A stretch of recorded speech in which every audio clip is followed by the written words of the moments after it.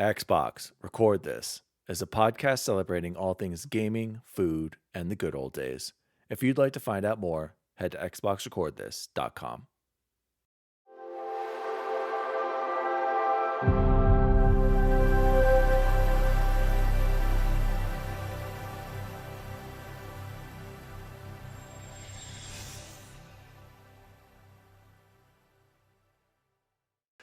Oh, hello.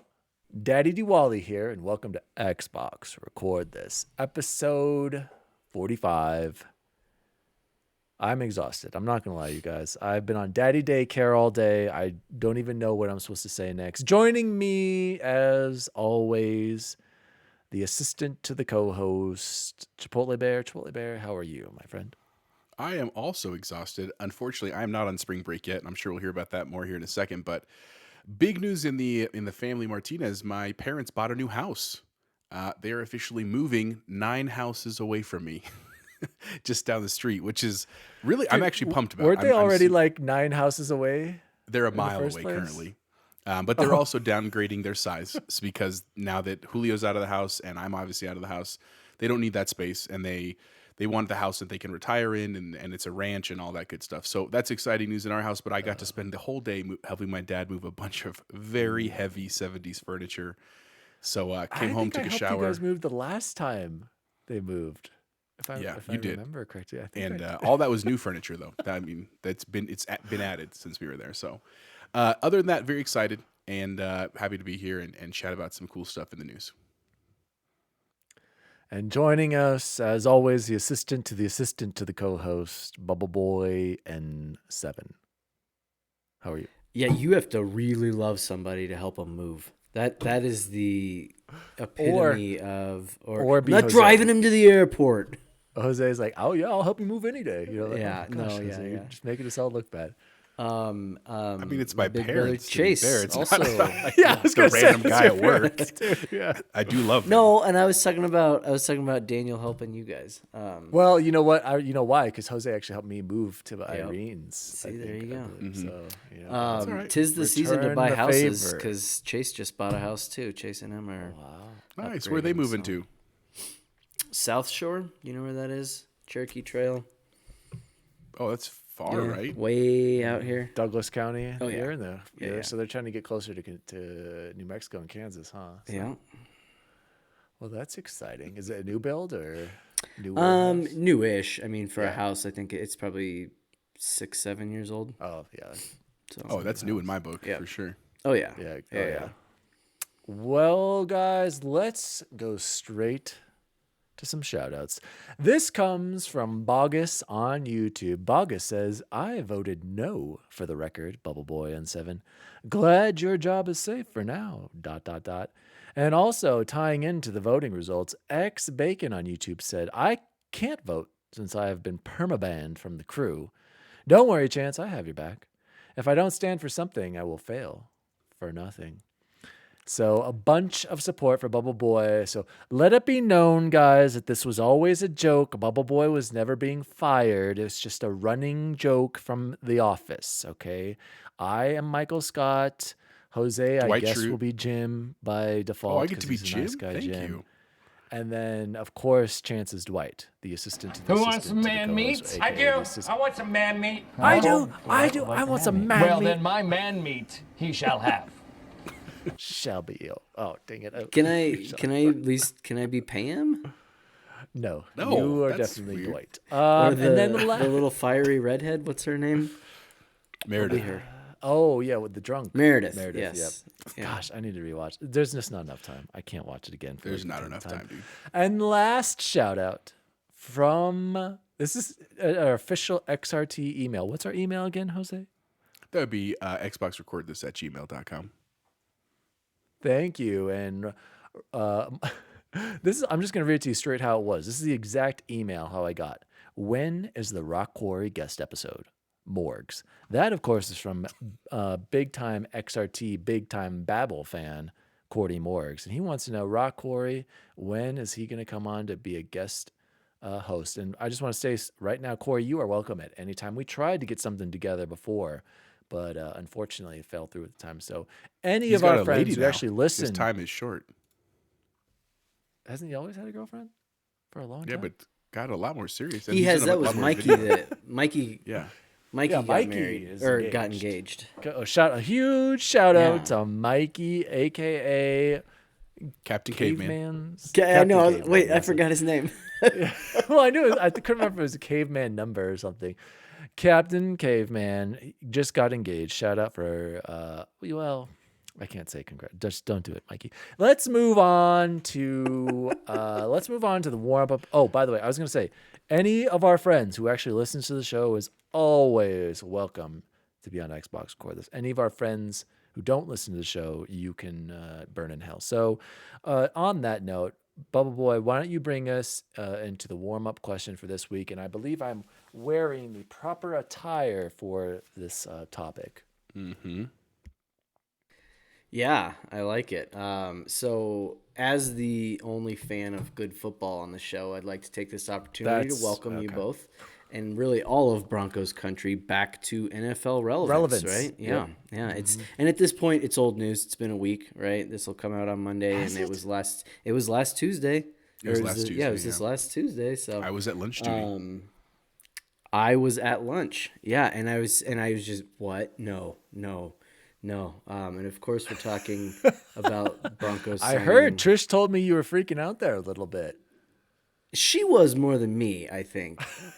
I was excited, and here's why, right? So the last 6 years have been rough for Broncos fans, and as a Chiefs fan, I loved that. I loved seeing it for the first couple because that was fun. Yeah, we were the Paxton. Yeah, watching Paxton Lynch saga play out. Chad Kelly's breaking and entering, all the losses to Kansas City. But honestly, it just got sad after a while. My friends, nobody would bet against me anymore. All they would talk about on sports radio was just quarterback. They were literally the day before trying to convince themselves that Mitch Trubisky may have gotten good in a year of his absence. I can't even figure it out, right? And so the rivalry's back. I can't wait for someone to. I hope someone will write into the show and be willing. The first person who's willing to make a T-shirt bet with me, I'll give them that Halo code for the free. What do you call it? Weapon charm. So anybody who's ready, we're not betting big bucks, just a T-shirt bet. Haven't you collected like 17 T-shirts now at this point? I feel like. But I did lose one to Goose, yes. But Yeah, I lost the Tampa Bay Super Bowl, and I believe I got him the Got Skooma T-shirt from Skyrim, right? So Chance, can I just say I'm glad we got Russ Wilson, and I'm super pumped. But I'm still like, let's wait to see how this goes because we're in the AFC West, hands down the most difficult division by far, even before getting Russell Wilson in there. So the AFC is also stacked in general. But to be fair, the NFC has won the past 2 Super Bowls, even though the AFC has been stacked. So I'm super excited. I always had a feeling, Chance, that if the Broncos didn't get Rodgers, it was gonna be Wilson. Like I just knew, like they had to. If they want to compete in this, you have to. So I am excited, but I'm being realistic about it. I'm not expecting a Peyton Manning 2 Super Bowl appearances. Russ has been to the Super Bowl, though. What about you? It's not out of the question. To your question, I know, you said, but where that was was- I? Oh, good. Oh no. Oh wait, I didn't even ask. Did you? Oh yeah, Chance, go ahead. No. Ask us the So question. you told me how I it made kinda you answered the feel, first part, right? yeah. So I was just saying, Jose, how'd it make you feel? I was so pumped. Like I was literally at lunch, like lunch duty. So I'm sitting there watching kids and all of a sudden, like you can almost visually see it. Like you see kids like popping up and like something is exciting is happening. And all of a sudden, like I was high-fiving our security guards and like my financial secretary came out and we were all like, did you hear? Did you hear? Did you hear? I went and like checked on with Lynn, my principal. Like everyone was so pumped to hear it. It was just a great feeling. And in all fairness, I don't think that we've necessarily had all bad quarterbacks over the last couple of years. They've been great, I'll say that, and definitely haven't you performed. have. No, let's. Bridgewater was a Flacco. fighter. Flacco's Bridgewater was good a fighter. quarterback. Flacco was No, terrible. Flacco was not good. No. Not as a Bronco, he wasn't, Bridgewater's but the only one. as a Raven, he was fine. I'm He just wasn't saying, that good as a yes. Raven either. Super fine. Bowl I used the word Go ahead, fine. Yeah, with a defense anyway. And they beat But I'm Manning saying that one year. Go ahead. My point is that it was just really exciting again. Like it made me super pumped for fall football, even though we're barely in March right now, which was really, really cool. And just real quick, as before we get into the question for this, I just have to tell you guys a quick funny story about lunch duty since we're talking about it. On Tuesday, I showed Avengers Endgame because kids want what they wanted to watch at lunch, so I turned it on. And I kid you not, at the opening scene where the Avengers theme came in, where it's like dun dun dun dun, our whole cafeteria started clapping, literally clapping and cheering out loud like they were in the movies. And I was like, everyone was looking at me. I was like, I don't know what they're doing. Kids are weird, man. It was Exactly. really, it was hilarious though. Very nerdy in an awesome way. Anyway, back to Chance. Yeah, so I was at work, Chance, and I do want to say I'm excited, but like the AFC West is a completely different animal. Like I'm not like when we got Manning, I was like, oh dude, we're going to Super Bowl, we're gonna win a couple, and we did go to 2 and got one. With this, I'm like, the AFC, like, oh, it's almost like necessary. Whereas that was just like huge bonus. You knew we were gonna dominate. That was like the one missing piece. And you're right, all of our quarterbacks, like I'm starting to remember some of them, like. When Teddy Bridgewater, no offense to Bridgewater, I think I like the guys loved him and he was a leader, but like when he's your best one, and was it Locke, And he's going to be he's going to be an incredible backup. Hopefully for yeah, you, that's what I was saying. He Exactly. stays. That's what I told my dad. I'm like, we need to sign if he is smart. in the league. Exactly. If he is smart, more importantly, and he doesn't want to get injured anymore, he needs to re-sign with the Broncos. Like if he is smart, he should stay. Absolutely, I completely agree. And then. Did you make a vocal exclamation like you did, Chance? Oh, I was sitting there and I was like, "What? What? Oh my god!" And you didn't think it was a possibility. I got to turn this back on you. I was expecting one of these guys to come to the Broncos. Why were you so shocked? You didn't see it? You didn't see them get one of them? Spoiled much? I was expecting. Dude, after all these years and all the moves and the cap space, like expecting. Ugh. No, dude. I mean, the Broncos. We've gone through how many years? 6 horrible quarterbacks. Dan, 6. And how many quarterbacks have we had in that time? I think though? it was like, 17 or 12. Like the most it was ever the most. in any of the. Yeah, it's just like most. it's like, dude, you got to do something. And we're finally in a spot. We've got still a pretty good roster. Biggest loss, hands down, was Harris. Leader, great defensive lineman, always blocking kicks. Just a great. That's the one that hurts. Fant had a great first year. Fant was the second best tight end on your team. That doesn't mean anything. Like, and then big deal. Who was the other one? Oh, Locke. I mean, Drew Lock. I hope Warlocks. He has some success and good for. I mean, hopefully they give him a chance. But here he just I think never they have really, to, right? Well, or yeah. I guess here Geno he never Smith really, he never really looked like he was comfortable. But to be fair, did we really give him a fair chance to? No, I don't think so. But anyway, did you hear all the question. other side news about Von Miller too? Did you hear that though? Just real quick before we moved on to the question. Yeah. That he's he's hinting like, that he wants to come back. He said that before. He said that the weekend before, so he knew. He knew. Yeah, he'll cost a lot of money. So, taking back to video games, what would be the Xbox equivalent of hearing Rodgers re-signs with the Packers, and then minutes later, Russell Wilson and Sierra headed your way? Yeah, wait, I got to add on to that. I feel like our nerd chat was definitely more excited for Sierra for some reason coming to Denver versus Russell Wilson coming. So, Jose, it'll probably bring Real Housewives of Denver, or Real Denver Housewives to start? of the Mile High, or of there you go. Excited Real Dan Housewives of the got? Mile High. That was would be face lit up. sick. Yeah. Don't let Allie hear this. By the way, Yeah. go ahead, Jose. Take this one. I just thought of one right now. Yeah. So if I thought about it in terms of like. So Rodgers, despite the fact that we kind of wanted him and other teams wanted him, and there was all this media frenzy, is he going to leave Green Bay? Deep down, I was like, he's not going to leave. Like, I shouldn't say that. He would leave Green Bay for the money. They couldn't afford to give him up. That's where I was going with it. So anyway, the way I thought about it was games was like, I would imagine it like if Ubisoft, whatever the correct pronunciation is, eventually did something exclusive with Xbox. Like, I just feel like it's coming.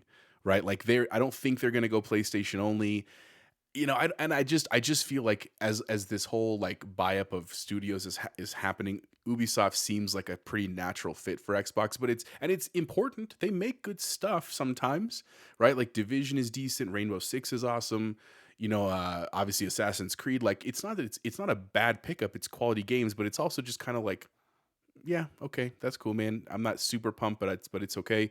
That's a similar thing to me. The one, there's two really that I think would be like the Russell Wilsons, where if I heard that news, I would be like, what? One would be BioWare, right? Obviously, because of like Mass Effect and some of their other titles, like that would just be a really cool pickup, especially if they were exclusives for Xbox. Or the other one, and I know this is a much bigger thing, but it would be like a level up, I'd be right there, would be either Take-Two. Like Take-Two and Rockstar would be, even whether it was like some kind of a deal, that would just be amazing. I don't think it's going to happen for the record, but it would be super sick if it did. That's the other one I would pick. Okay, so I have one that could like directly relate, like you leave, but then they come back home, Bungie.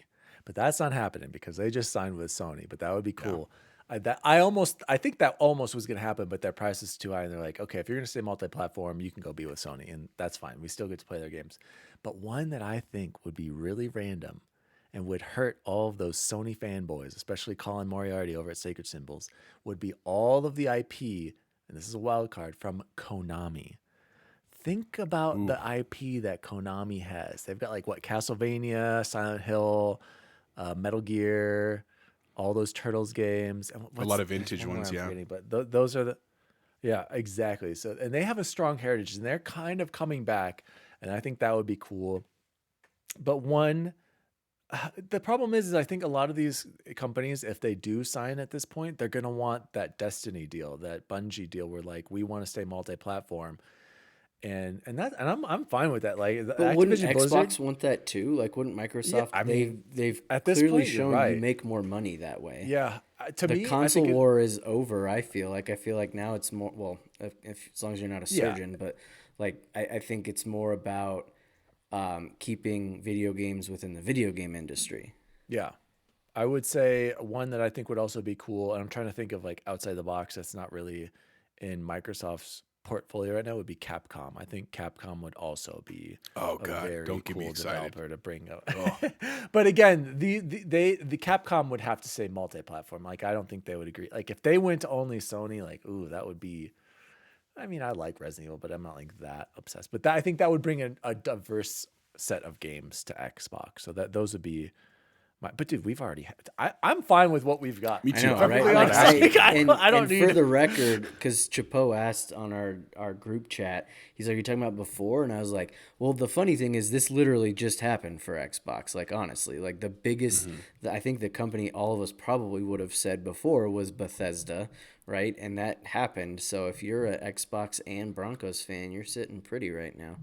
I mean, I thought the Activision and I Blizzard was know- in that realm too. Like that was an insane pickup in my world. Just like Yeah, that's insane, but like not as like I think we all agree it is impactful to us because we just really like Bethesda games. Yeah, that would have more. been, that could have been like the Aaron Rodgers, right? Like, yeah, that's really good.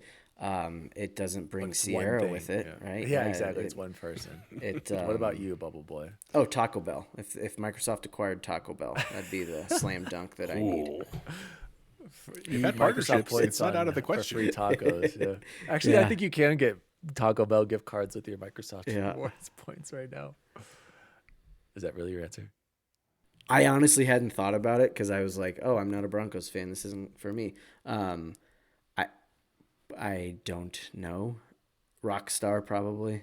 I think that's Rockstar like, would be cool. but that's like But the again, pie in the yeah. sky actually. So which isn't possible, right? Like the Broncos weren't Yeah. going to get Patrick Mahomes, so I think like a How realistic. devastating would you be if that happened? Oh my God, I would not call possible. you immediately if that happened.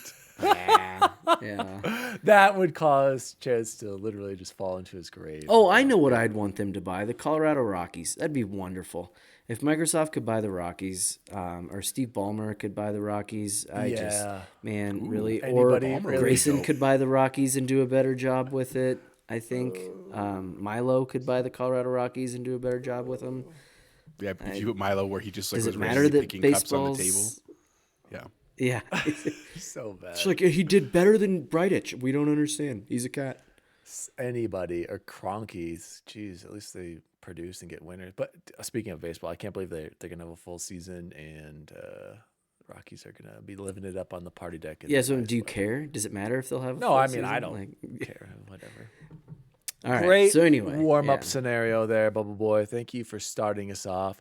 This week we're gonna slinger it over to Jose. Slinger it over to Jose for he's gonna do the news segment this week, and we're gonna switch it up. So, Jose, take us into the news. I kind of edited some things, Jose, and we can just Yeah.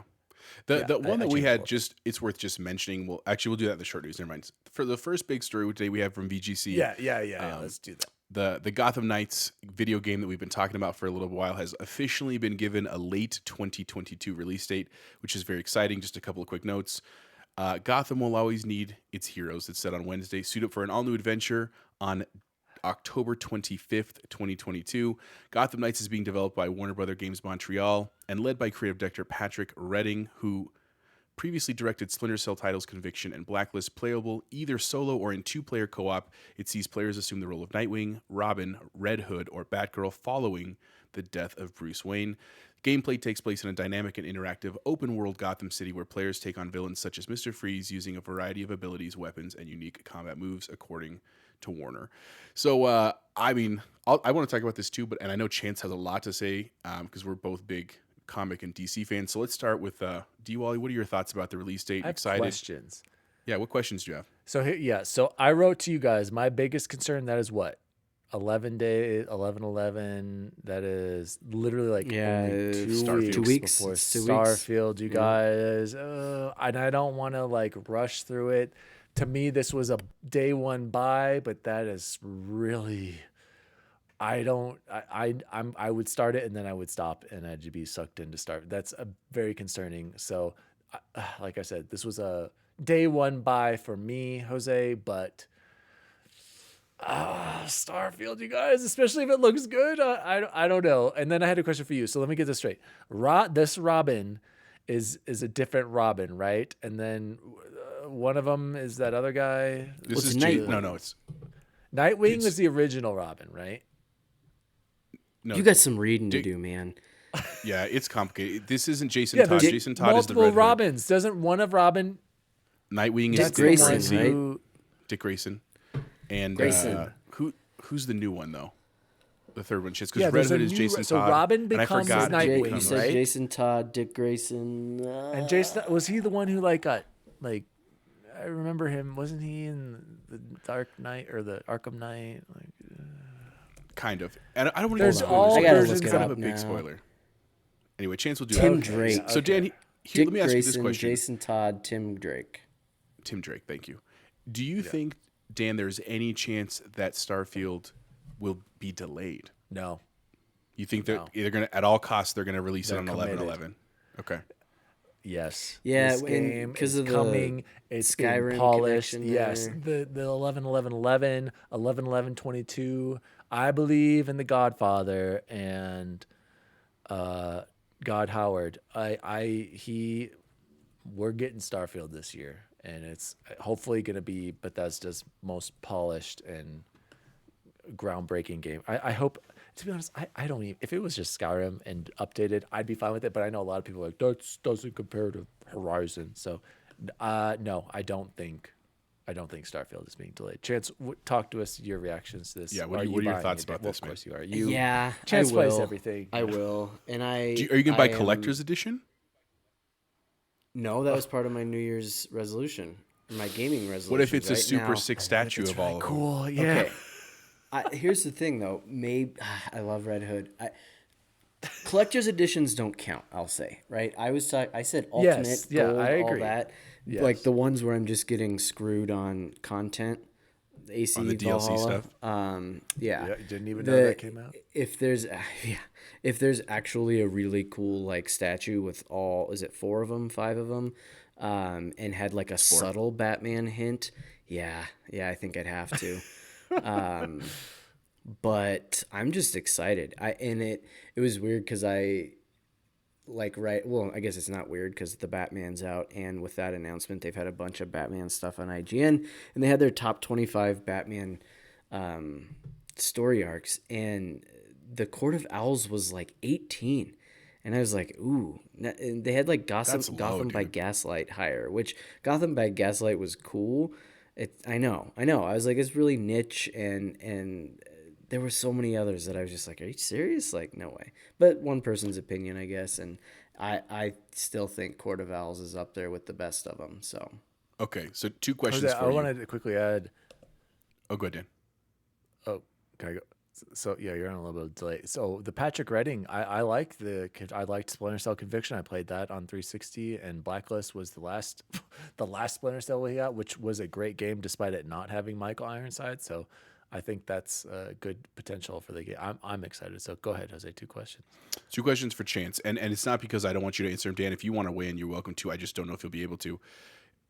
The first one is about the collector's edition. So if it wasn't a statue, Chance, and you could pick anything in Bat Universe as like the item that comes with the collectible edition, what would you want? I know I'm putting you on the spot. I'm just curious.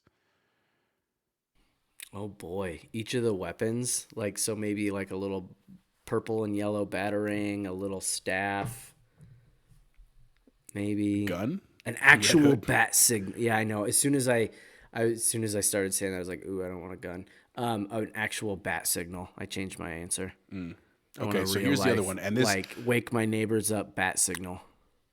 So I have to say this in a cryptic way because it's a spoiler that I don't want to say for our fans even. Court of Owls, which is a phenomenal graphic novel. If you're into Batman and all at all, it is worth your time. It is an amazing story arc. Just it is beautiful. So in that story, there's a very significant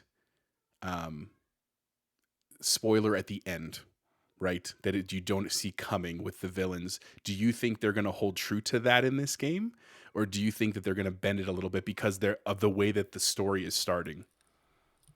I think they'll have to play it out a lot, right? Like, so if you think about all the other like Arkham games, the number of villains that they had in them was a ton, and some of the lore that they had in them was so expansive that I think they will, but I also won't be upset if they don't. Like, that graphic novel was its own thing.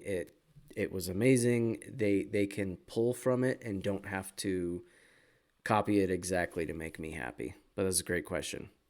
Yeah. So, any I last thoughts? figured Just- out the yeah. Go I ahead.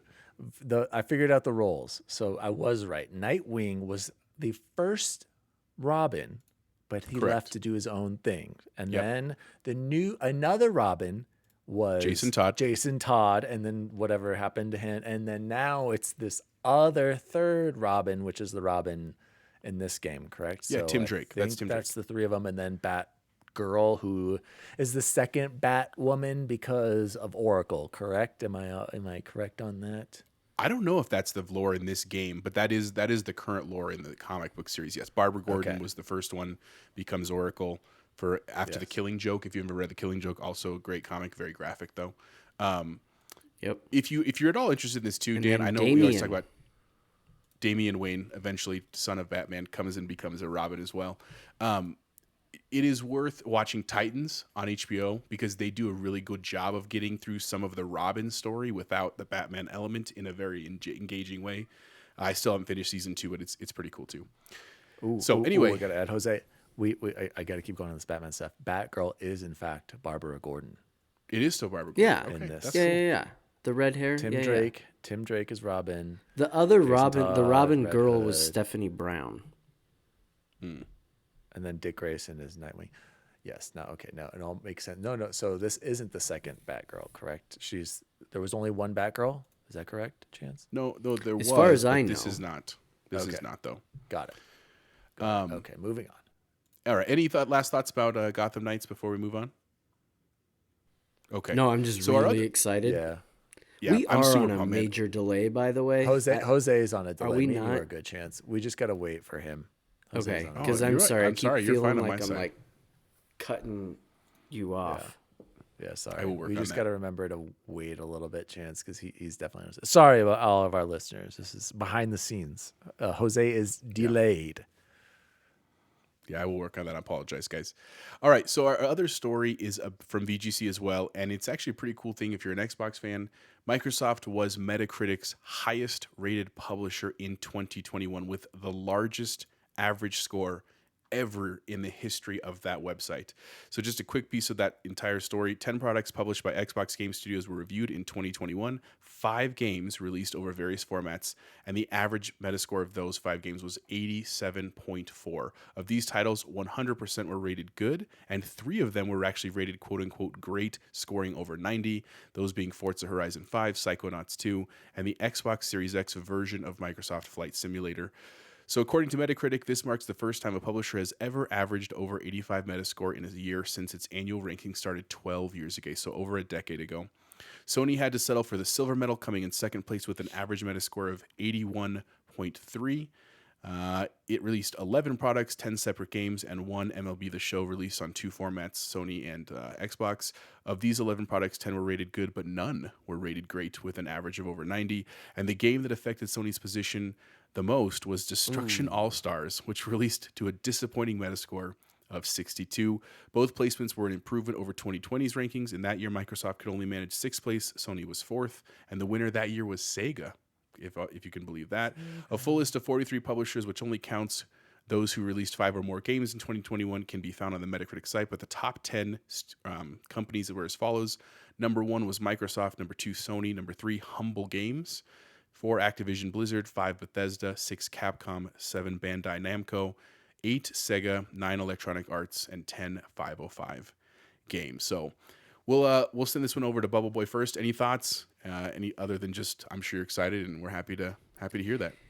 Yeah, and I would love to. What it makes me think of, 1, it's exciting, and 2, it really makes me want to steal an idea from the trophy room and do a fantasy critic league. And I think we could do it at the start of the year. Chance, Yeah. I that was one exciting thing that we were going to do, but we had so many guests, I couldn't fit it in. Jose, I couldn't fit it in. You couldn't fit it in? That's what she said. Was it too big? Thank you. But I think we could still do it. No, I wanted to do it before February, before Horizon, before Elden. I had that plan. So next year, unfortunately. Well, we could start it now, or we could do maybe like in the summer, starting yeah, quarter if it's slow. 2, something like that, and we could do just Xbox games. Either way, I think it's fun. I think it's great. I do also, though, like I said earlier, I think we're living in a world now where it's not really about console wars. It's play what you like to play, and let's make sure video games keep staying good. Jose, I'll jump in here. I just want to say, are we really surprised that they were number 1? Because I thought we all agreed that they had a banger slanger of a year. They had a fantastic year, just right towards the end even. But throughout the year, they had good content, especially some stuff I played on Game Pass. But specifically that Psychonauts, Horizon, and Halo. Like, I don't know. And what I think is really crazy about this list, too, is number 4, Activision Blizzard. Number 5, Bethesda. Those are going to be all part of now Microsoft. Yep. Which is crazy.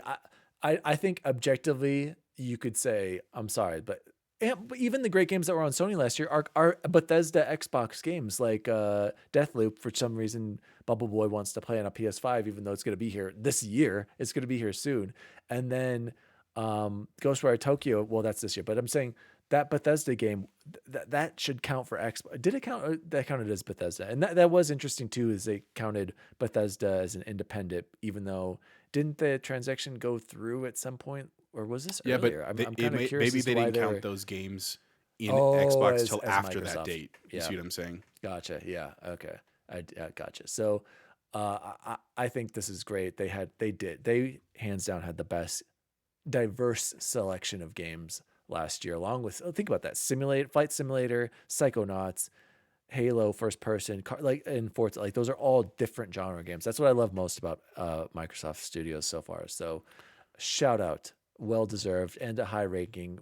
Will they continue this year, Jose? What do you think? I don't know. So that's what I was going to say, and I wanted to clarify one thing with the numbers was that. So Microsoft was 87.4. That was their score. The next highest was Sony at 81. The next highest behind that was 80.9. So between second and third was 0.04 difference, or 0.4 difference, I'm sorry.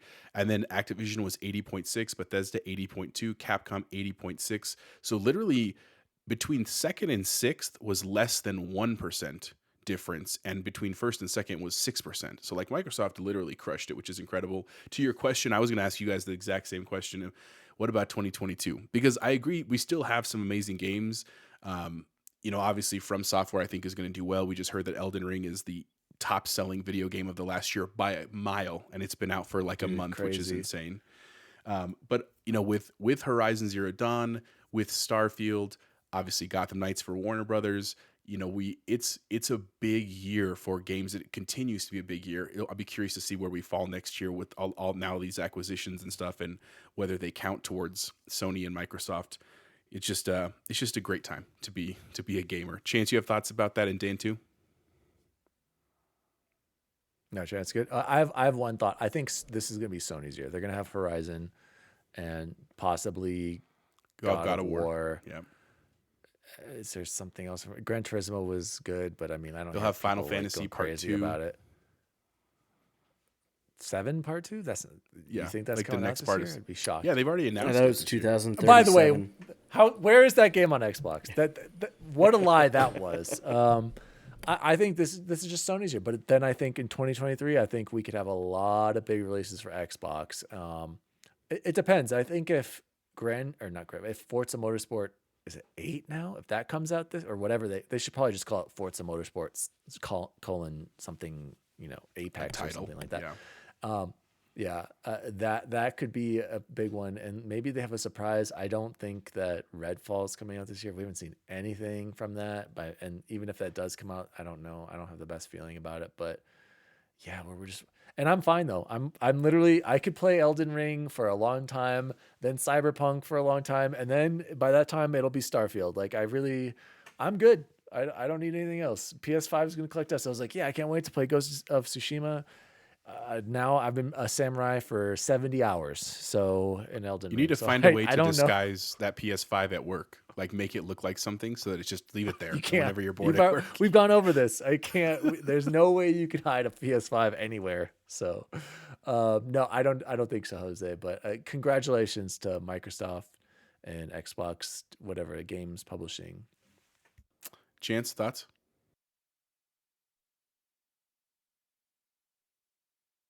All right. So the other thing, we just have a couple quick news stories then. Just these aren't huge mega ones, but first one was about the state of play for PlayStation, it was actually like a week ago at this point that we're recording, but worth mentioning. They looked fine. I think they look some cool games coming up. Nothing obviously that I wasn't anything super jealous. And again, I think part of that is just because I have so much to play right now. I'm not looking for other stuff, but I hope it goes well for them. The one thing that I thought was interesting that I'd put in the show notes from last week was the pricing tiers for the Spartacus systems, because Hold on. Let me jump in, Jose. Let me jump in. Very quickly on the state of play. We all know the only game that's worth talking about is TMNT, the Cowabunga Collection. All pumped. We're all buying that day one. Ooh. $40, a day one buy, possibly game of the year 2022. Let's be real. It'll be my top 5. We don't need to talk. For sure. No, for sure it's going to be in our top 5. But I did want to say, Destin Legary tweeted out a good thing.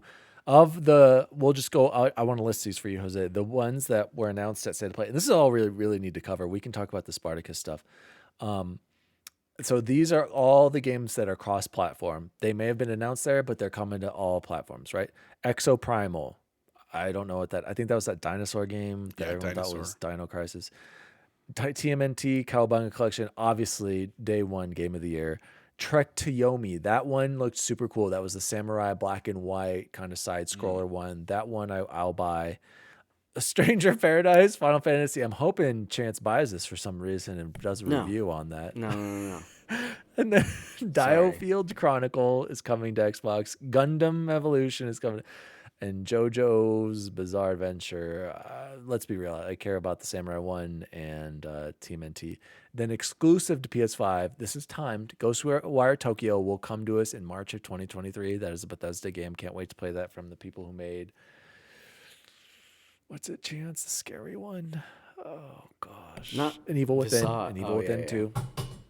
And then Returnal Ascension, that is PS5 only. Forspoken is PS5 exclusive, written by Gary Whitta and What's-Her-Face from Uncharted. that is a 2-year timed exclusive to PS5. So 2 years from now, we'll be able to play Forspoken, and then Valkyrie, Elysium, and Gigabash are PS5 games. So Yeah, but that's all I Forspoken really might wanted to share be about the delayed. state of play. Like it was already delayed Oh from yeah, it mid-October. already is delayed It could be until delayed longer. November. Yeah. Yeah. Chance, But, any thoughts that is about a 2-year? the games? I think that Returnal, that I really want to play Returnal, and it makes me want to play it even more, seeing what that DLC pack came with it. But I think it's going to be really cool to maybe play it someday, like when it's full package and after everything's been patched and 2 years later, a year gotta and a half ask Chance, later. And have you played Housemarque games? Like, did you play any of the other ones? no. Oh, okay. Just wondering. No, it just Awesome. looks cool, and Eric loved it, and have very similar tastes in games. So, Gotcha. So the other So thing we that can came move on out of now State of then. Play that it's not in the article that we looked at, which was from IGN, by the way. I apologize for not saying that. Was the Spartacus pricing. So Sony announced officially they are releasing at some point soon their version of Xbox Game Pass, which we think should be called Play Pass, but that's just us. And their pricing tiers, it has 3 tiers. So the first tier, which doesn't have Jose, called the wait. Jose, I gotta. Were these confirmed or were these the rumors? Like I don't know if So they this is from they haven't Forbes. officially announced it. These are rumors, right? Yeah. No, this is from Forbes and Bloomberg. are- Like this is pretty official at this point. That's what they're not. I don't know if they're going to call them Spartacus, but It's not official. it's okay. It has not been officially announced by Sony, but it has been reported by some very thank you. reputable sources. So first tier is called Spartacus Tier 1 or PS Plus Essential. It's $10, where you basically get monthly games, just like we do games with gold. The second tier is PlayStation Spartacus Tier 2, PS Plus Extra, which is $13, which you get the same monthly games. And then you also supposedly get some kind of a PlayStation downloadable games catalog. So some kind of backwards compatibility. We don't have any details on numbers. Are we talking all the way back to PS1? Are we talking just PS4? We don't have any of that yet. And then the third tier is PS Plus Premium, which is $16, where you get the monthly games, the game catalog. You also potentially get cloud streaming if and when that launches for PlayStation. And then this is where you get the collection of classic games and game trials.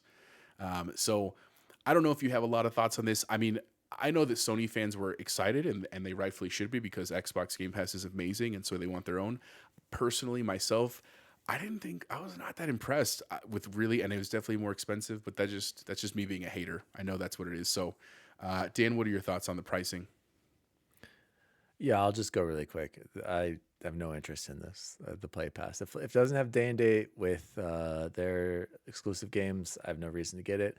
My PlayStation is already an exclusive machine, and I will gladly pay for their games once they're on sale for $30 or less. And I have no interest in Play Pass. Even I love those classic PS1 games. That would not be enough for me. I'd rather just be able to buy them and do backwards compatibility like I can through Xbox. So I stick with Xbox Game Pass because I do get those day and date games, and I've gotten to play a lot of cool indie games. And I think whatever Sony does, people who are in PlayStation will be excited for it. They can do whatever they want. I think Joe and Kyle have said this, and I agree. Like, it doesn't really matter. But for me, I don't see it as a competitor to Game Pass. Bubble Boy, what about you? I don't know why they can't just take the Game Pass blueprint and duplicate it. Like, nobody would be upset about that, I don't think. Like, Because they don't have to. It's because I don't think they want to. I don't think they want to do this. Like, I don't think they can afford to. I don't know. Well, maybe the afford to thing, yeah, because they don't have Microsoft pockets. I don't know. And then the other thing that it made me think of was that I still don't understand the term day in date. Why is that a term? It's redundant. I don't like it. Because sometimes games don't come into Game Pass right when it launches. Like, that's really just... So why don't we call it launch date? Like, available at launch, not day in date. Like break it down.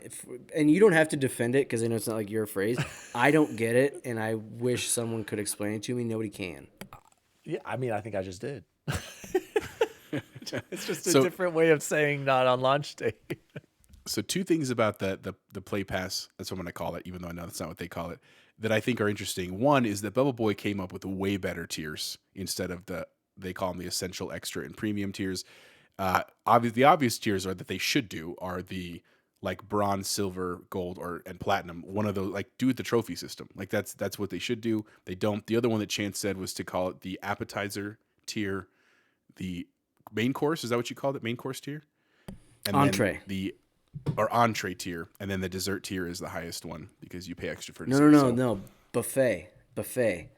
Oh, buffet Is the highest right. one. Because with the buffet, you could go and you could just get your dessert if you want it. You could just sprinkle in some whatever you want, get all of it. Appetizer, like maybe you just choose one, or I can pick 2 from this tier and 2 from this tier this month or something. I don't know. It does. So here's my they're question. not gonna use it, but that I think the last piece of this that I think is very interesting is in that premium tier, they have it's in quotes, you get game trials. Now, at first I read that and said, well, why don't they just give it to them for free? Like that seems like a really like their penny pension, right? Like they're like, you can't play the trial unless you have the premium tier, which that would make me mad as a subscriber. But as I thought about it more, what if it meant you got to play a game early? So imagine like Elden Ring came out, right? And instead, if you're a premium member, you get to play Elden Ring even like 2 days before, 3 days before as part of the premium pass if it's a Sony owned IP game. Would that appeal to you guys? Like if Xbox opened up a tier for Game Pass where you could pay an extra $5 a month for when to get a head start on games, would you be interested in that? I'm just curious. Dan? No, and by the way, it's date and date, Chance. I don't know why I got swapped up with you saying "in" there. It's date and date, and I looked it when up. I googled it the other day, it was simultaneous day in. release, also known as day and date, is the release of something on multiple Date platforms. and date is still dumb. I know. Day and date, time and hour. I know. It's just Dumb and simultaneous stupid. release, launch day. I agree. Just a video game term. So, Jose, I have no interest in PlayStation Pass. I think it's the trials thing is cool. Or sorry, Play Pass. Sorry, Chance, Bubble Boy Play Pass.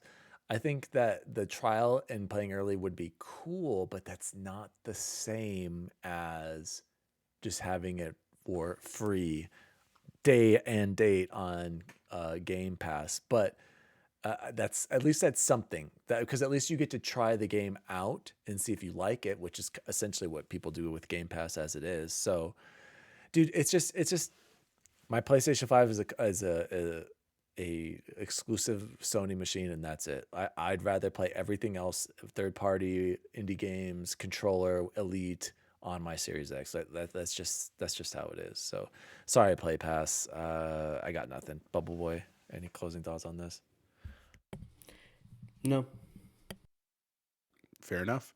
Well, speaking of extra add-ons, our next quick bite story, sorry that was not as quick as we anticipated, was about GTA 5. So it was announced, this is coming from VGC, that the full GTA 5 package is $10 on PS5 and it will be $20 on Xbox Series X. And Rockstar is offering limited time discounts on the new gen version, with PlayStation getting the 75% off. That's why it's the $10 that they're talking about. So just a little bit from the story. Although Rockstar hasn't officially communicated new gen pricing details ahead of the game's release on March 15th, that's coming this week, pre-orders are available from today when this article is written, and the game appears to have been discounted by 75% on PS5 and 50% on Xbox Series X. This appears to be due to a previously announced promotion which sees GTA Online available for PlayStation Plus subscribers to claim for free on PlayStation 5 for the next 3 months. The PlayStation 5 version of Grand Theft Auto 5 Story Mode is currently listed for pre-order for just $9.99 on the PlayStation Store. Since GTA Online already requires a PS Plus subscription to play, it's not clear if it's currently possible to purchase it without one on PS5. However, on Xbox Series X and S, the story mode in GTA Online costs $19.99, while GTA Online is available separately for $9.99 and requires Xbox Live. So I have not played GTA 5, but we talked about that last episode. It is still on my list. I think with this, it's a no-brainer this year for me, assuming I can get through Elden Ring and Cyberpunk with enough time to get GTA 5 in before Gotham Knights and Starfield. So I'm going to pass it right over to Bubble Boy first. Thoughts about GTA 5, the pricing, happy, upset, expected? Is it an Aaron Rodgers? Is it a Russell Wilson? What are your thoughts? It's expected after they did what they did with the trilogy. Yeah. Right, because the trilogy was outrageously overpriced. Had they swapped them, I'd have probably bought both. Right, like you could have talked me into paying $60 for this again, the trilogy should have been 10 to 20. So And I just want to say, Dan, how many Jose, times have you bought this now? go buy. Oh gosh, I bought it. Okay, I can tell you, I bought it on 360, bought it on Xbox One disc. Then I bought it again digital because I was like, I can't do this disc again. Then I bought it again for Miggy, and I will be buying it again. I want to say Jose, so that's 5 times. My gosh, Jose, you better go buy this now. I think the pricing is good right now. I think the pricing on PlayStation with that deal is way better, obviously.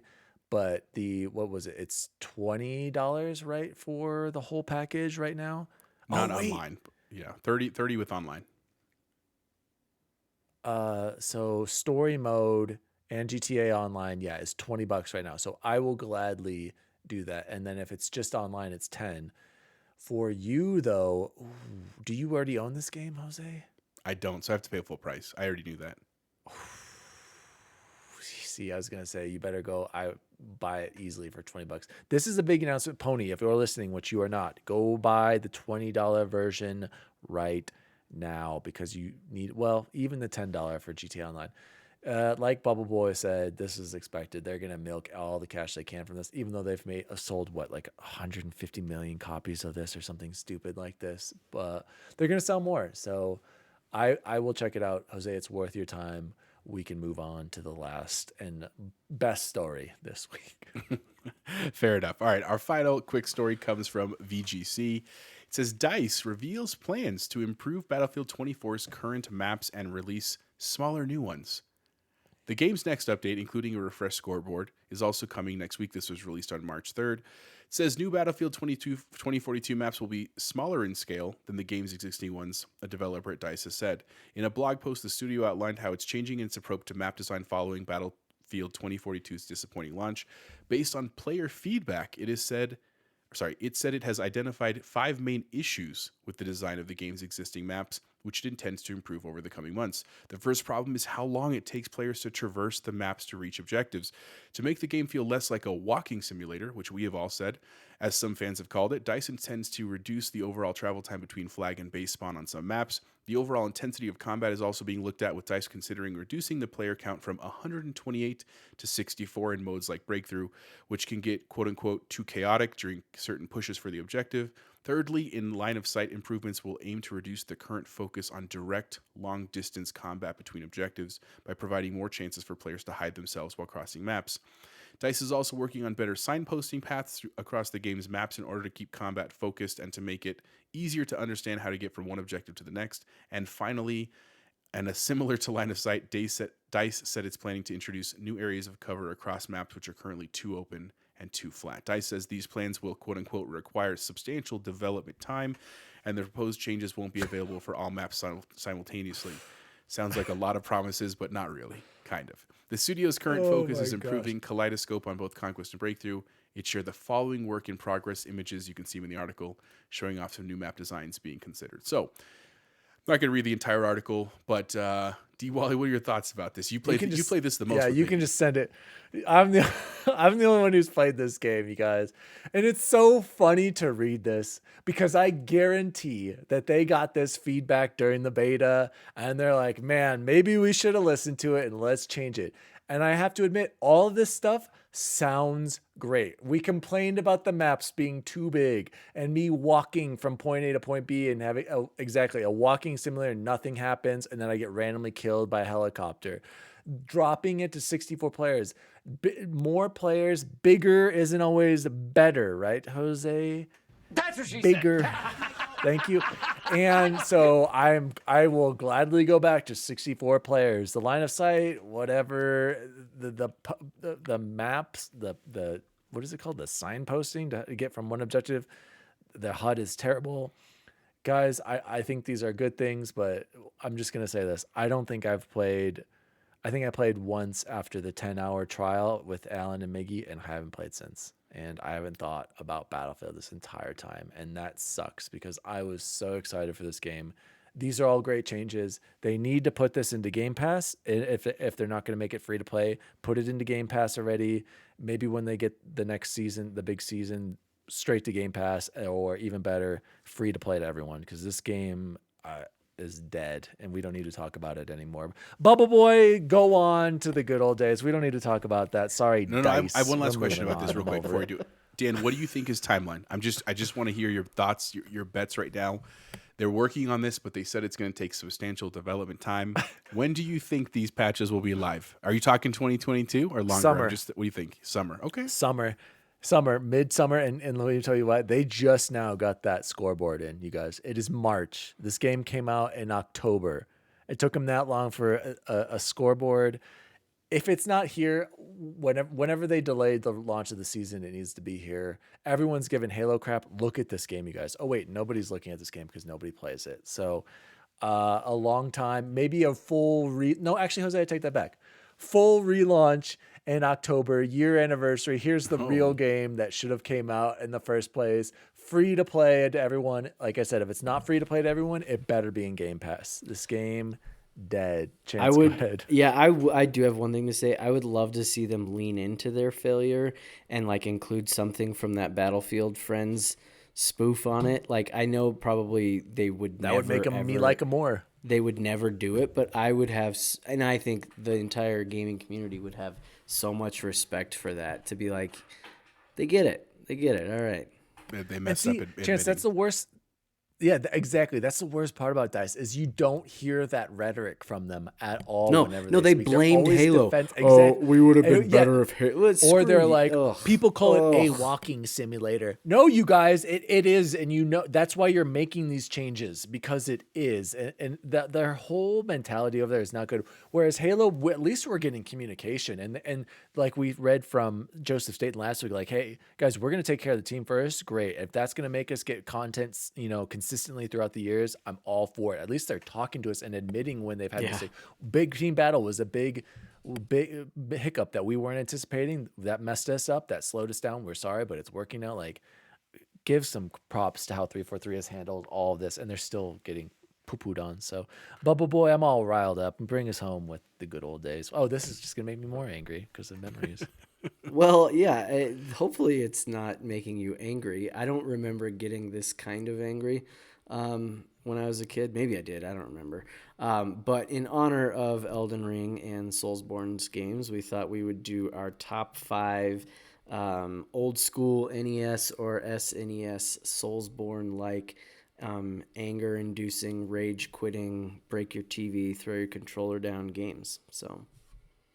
I'll start us off. Yeah, okay. Have at it. Have you? I'll start us off. Quick, in response to last week, have you played any of your games? Unlike your opener from last week. No, I purposely selected games that I had played because I was like, actually, I haven't had too many hard games. You're not gonna pull a Moana on us again here. No. What Go do you watch say? Moana, Dan. It's good. I miss. Thank you. You're welcome. I don't know what he says. And so here are my top 5 most Souls-like NES games, and a lot of them I have to say are on the Nintendo because most of the Super Nintendo games I got good and I enjoyed them. But the hardest one humble brag. I can think of. Well, I didn't play, and I probably didn't play the hardest games either. Was number 5, SNES X-Men Mutant Apocalypse. That's what happened. That's the noise it makes when you select your character. This was hard because at first you had to beat the levels and there were only so many opportunities for extra lives. You had to get them, and then you had to clear each individual level, Jose. I don't know if you remember this, and then you could select which character you want for certain stages. And I had no idea when I played this at the time that this was just a reskinned Mega Man because that's exactly what it is, only with different powers. Getting through that first selection was good, and I think I beat it legitimately a few times, but that was after lots of practice. And I know Pony has never beaten this, so that's number 5. And the only one on the SNES, because all the other ones I feel like were manageable. Number 4 through number 2, in no particular order. Well, maybe Super Mario Brothers 2. That would be number 4. Super Mario Brothers 3, I believe, would be number 3, and then Super Mario Brothers 1. Did anyone legitimately beat these games? I don't think so. I think everyone got the flute or used the warp tunnels, and that's how they beat these games. Because I don't know anyone who went every level and beat them And I think the only time I did that successfully as an adult was when it came out on the virtual console on the Wii U. Yes, I said it. The Wii U, I purchased it. And I think that was the only time I legitimately beat these games. So those are my 1, 5 through 4. And then number 1, the hardest game I've ever played in my life, a Nintendo Entertainment System, Teenage Mutant Ninja Turtles. I don't think I got past the first level and that was it. And I don't know what happens after the first level in that game. So those, to this day, I have no idea. I cannot wait to get that collection, to be able to pause and To know what resume and happens. rewind, and then to actually finish this game. So that's the number 1 Souls-like game. I specifically, well, I guess we said SNES and NES. Those are the games that were incredibly good. Oh, and honorable mention, Duck Hunt. I just go up to the screen and do it because I couldn't do it from a distance. So I couldn't reach Chipotle, the what about screen. you? Yeah.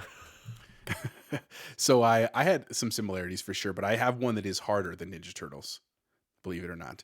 So my honorable mention was Super Let me Mario guess. 3. Battletoads. Nope, that's on my list too, though. Honorable mention was Super Mario 3 for the same thing you said, Dan. It's not that it's a hard game. The levels are not inherently hard. It's that when we played them as children, there's no saving, and so there's a time element that's the issue. And so, like, I can tell you, because I didn't have an NES. I didn't have one. Chance did, and that's where I would play it. And there were multiple times. I mean, like in the 20s and 30s of times we had sleepovers as kids, where I was like, all right, tonight we're doing it, bud. And we even had like Nintendo Power. We had stuff to help us.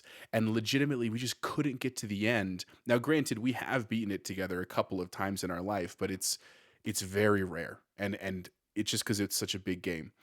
Number 5 for me, though, officially was Zombies Ate My Neighbors. A very fun game, really cool, but actually very hard. Again, because you only get like 2 lives. And like, you don't really get extra lives, and there's really not great directions, and it's kind of a goofy game, but a fun game. So that was number 5. Number 4 was Battletoads, as Dan said, mostly because of the vehicle levels, because we all had that experience where it starts going so fast that you're just basically hoping you don't hit a wall, and then inevitably you hit a wall and crash, and that's what happens.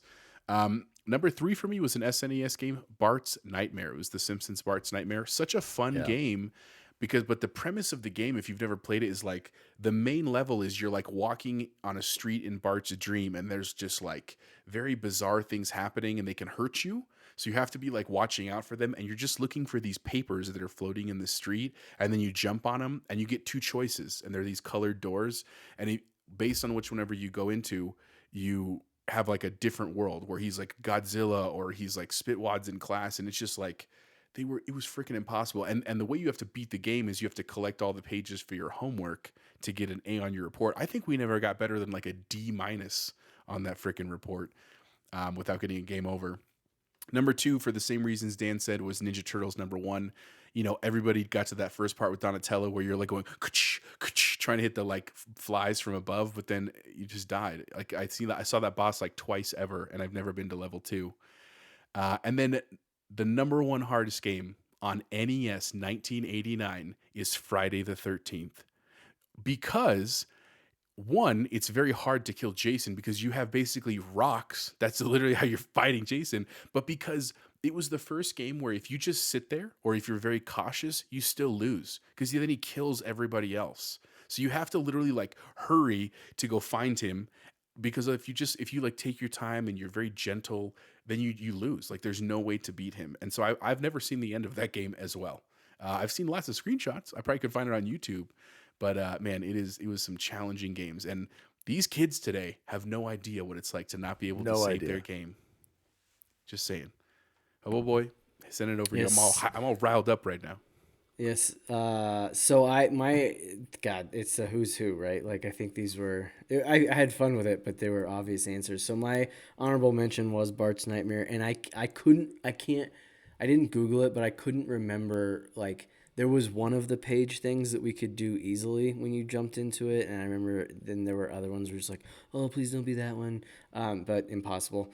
So the ones that I put on here, though, number 5 was Contra, and the reason that I put Contra as 5 was because I did play it on the Switch when you could pause and save, and was able to beat it at that point, and it still wasn't necessarily easy, but like I don't know how anybody could have possibly done that with like back in the day. Just unbelievable. Number 4 was Friday the 13th, which actually had Much better acting and screen direction, all that stuff than a lot of the movies did, I'll say, other than the first one.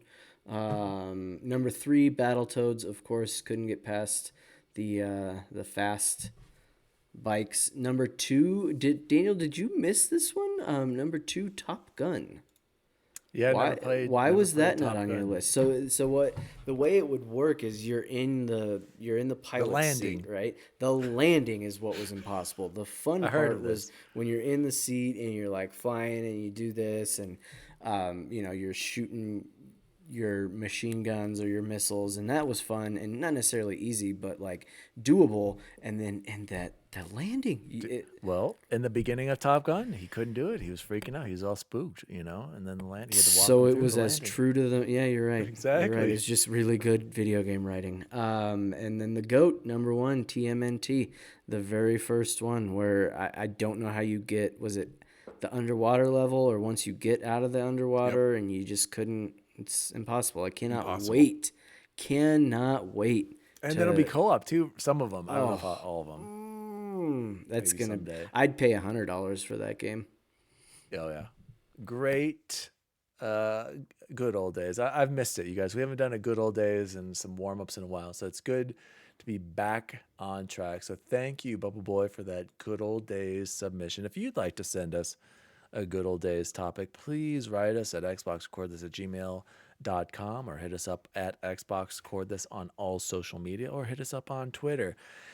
Guys, let's close the show like we always do with the best food we had this week. And I will start us off here. So I was on daddy daycare all but like 2 hours today. And Jose, what is the go-to field trip spot / food spot to take your kids at 4:30 on a Saturday evening? Our favorite sponsor. You took him to Popeyes? No. No, our other favorite sponsor. Oh, Chipotle? You're no. Okay, I can't say it anymore. Jason's Fired. Jose Deli? is fired. Costco, Jose. Costco. We take I them was to not thinking that. Costco That's my bad. for That's a my trip. bad. We go shopping. We get some groceries, and They we don't have a order jingle, pizza. You Yeah, led we with order to a eat. pizza I at was the like, beginning. Right. Well, the Costco cheese pizza is standard. So you go in, you guys, you order the pizza, go do your shopping, get it on your way out. It was delicious. But that was not the best food I had this week, and it is delicious. Don't get me wrong. I tried, per Chance's recommendation, the Pollo Asado chicken at Chipotle. And let me just say this right now, you guys. It is $1 extra compared to the normal chicken, and it is worth that $1. Delicious, juicy, flavorful. I was a little scared because I saw lime in there. I was like, I don't like lime and everything. I don't want over liminess. It was delicious. So of course I went with Trish. I went with a coworker that we went to a team lunch, and here's the standard. You get the burrito. Yeah, I'll have the Pollo Asado chicken, please. Oh wait, can you make that a double? Thank you. And then queso, green, corn, lettuce. This is the new standard. And it's been a while since I could say that it is worth the extra $1. Don't get me wrong, I like the normal chicken, but this was just so much more flavor and juiciness. Please tell me you guys tried it as well. That was the best food I had this week. Yep. I will segue right after that. We had it just, gosh, was that yesterday? Today? I can't even remember. It was yesterday. Duh. And it was great. And I know this is heresy, but I don't love Chipotle's chicken. There's just something about it that I'm all about that cow cheek. And this one, I was just like, this is fantastic. It's phenomenal. As long as they have it, it will be ordered by yours truly every single time. It was Delicious. Delightful. Well, rounding out the trifecta, I also had it today, actually, just before, like about a couple hours ago for dinner. We went there to Chipotle, and also it was delightful. Like I really liked their regular chicken, but I was like, oh, let's try it. I want to give it a whirl. And it was phenomenal. Like I will absolutely be paying the extra. Victoria had it. She also loved it. So it is a huge I didn't fan. even We're a huge realize fan. it cost extra. Yeah, I didn't either. I didn't care. But that wasn't necessarily the best thing I had this week. I did, for the record, earlier today. What? We had to go pick up a stroller for something I'll tell you about Chance and Dan off air. But then my wife was like, "Hey, you want to go to Park Meadows and go get some Popeyes?" And I was like, "You know I do." So got some spicy chicken sandwich, and the girls got nuggets, and Victoria. Wait. You got chicken sandwiches, correct? Well, I would have, but I was with my wife, and so I was not allowed. What to is get with two you guys? sandwiches. What? So I had the combo, and the fries, the black and ranch, was delicious. But since we always talk about the two other things, I just feel like I have to mention. First time our entire family, we like to make new foods, and we like to give them fun names. I told Dan and Chance that when we have orange chicken or sesame's chicken, we tell the girls it's candy chicken because they were like, I don't like sesame, and I was like, it's delicious. It's not sesame. We're like, it's candy chicken, and they're like, oh, I'll eat it. So this week we had our first pizza rolls that we homemade, but they came out like long. Like this, and my wife was like, "These are delicious. What should we call these?" And I was like, "Pizza wieners." So now they're a staple in our household. We have pizza wieners, which are delicious. I recommend them. And the other thing I just have to mention: on Friday we went to the Pint Room to celebrate the long week, and I had this. It was a double milk stout. It was an imperial beer, and it was literally fluorescent green. It was the most bizarre looking beer that I've ever had. That it was a cannot stout, be good for your body. but it was delicious. But it looked like Mountain Dew, and it was just, it's called the Voodoo Cowboy. So if you look it up, the Voodoo Cowboy, it's a milk stout. It's delicious, but it looks like Mountain Dew. It was crazy. So it's been a wonderful week of eating here in the Martinez household. Let me tell you that. We love food, you guys. This has been Xbox Record This, episode 45. By the way, it is in our bio that we celebrate gaming, food, and the good old days. My name is DaddyDWALLY. You can follow me at DaddyDWALLY on all social media. I've been trying to stream more, you guys. Just want to plug that right now. You really so have. If you're listening, come by the stream. I've been Elden Ringing it and dying, and I've got some good clips on my Twitter. Jose liked one of mine. My random death, where that blob came off and pushed me off. It was the a edge. land Chipotle Bear, octopus. where can Gotcha. people find you?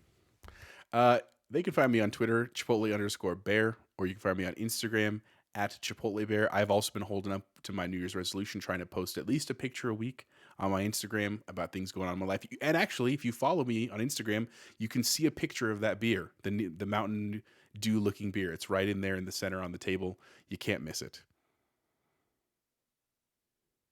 Bubble Boy, where can people find you? You've been active, actually. Yeah, it's Twittering sometimes, sometimes a little bit on Instagram. I think I'm going to start posting some more pictures of Elden Ring on Instagram. And you can always find me in the lands between. Speaking of, guys, as always, Tarnished, see you online. See you online. See you online. Expected the Rocky Mountains to be a little rockier than this. I was thinking the same thing. That John Denver's full of shit, man. Xbox Record This is a podcast created by Daniel Walenzik. You can follow him at DaddyDWALLY on all social media. The assistant to the co-host is Jose Martinez, and you can follow him at Chipotle_bear on Twitter. The assistant to the co-host is Chance Siegel, and you can follow him at BubbleBoyN7. You can follow the show at Xbox Record This on all social media. If you'd like to find out more about the show, visit xboxrecordthis.com.